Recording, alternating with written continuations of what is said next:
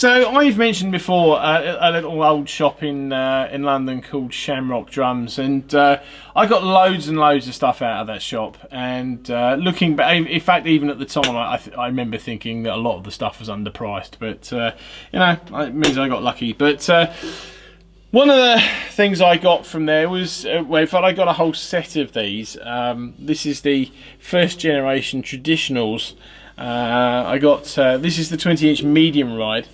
I also got 16, 18-inch crashes. I've got a 9-inch thin splash, and I also have the, I can't remember what they were called. They were like the traditional version of the KZ, so the heavy unlathed bottom and the lighter top.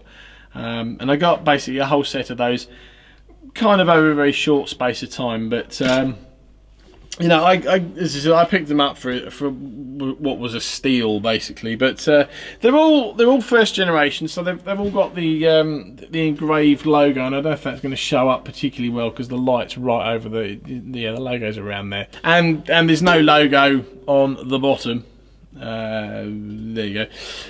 So I've also got, which I've got brand new actually. I've also got the traditional 20-inch traditional flat ride, which you know, is very reminiscent of the rest of these, and very out of place, I think, when used with many other series. But that's a different video.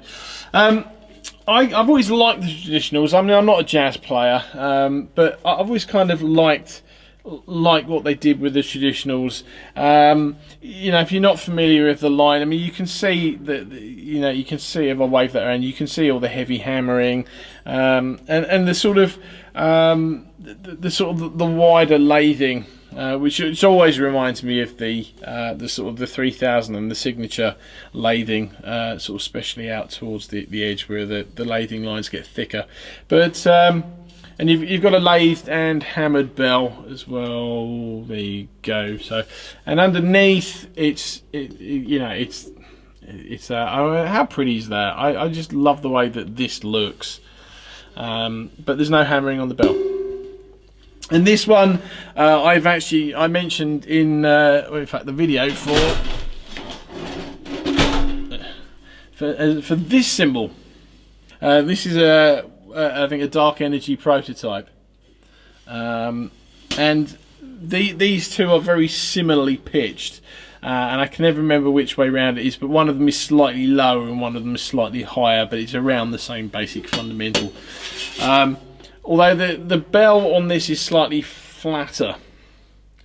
There you go. So if I put them like that, I don't know if that's going. Yeah, I don't know if that's going to be much of a comparison, but yeah, yeah. I mean, the traditional line.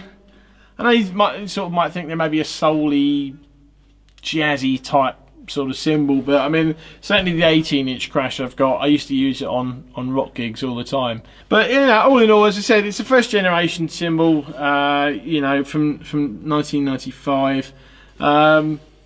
Yeah, you know, I mean, this is a ride. Again, it's quite a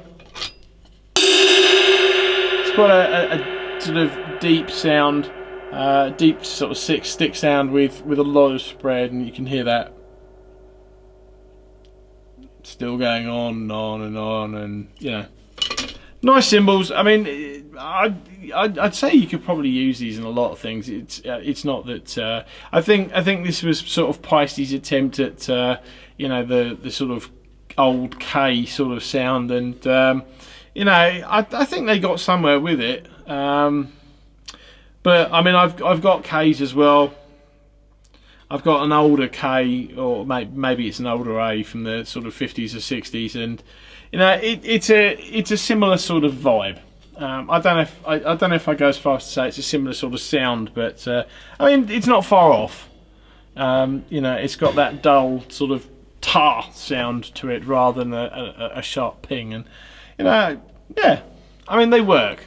I wouldn't use them in heavy metal. I wouldn't use them for thrash or anything like that. But you know, it's in terms of sort of a regular sort of pop rock gig. Yeah, I definitely think they work. Maybe not as a main cymbal, but certainly is you know, something to off to one side.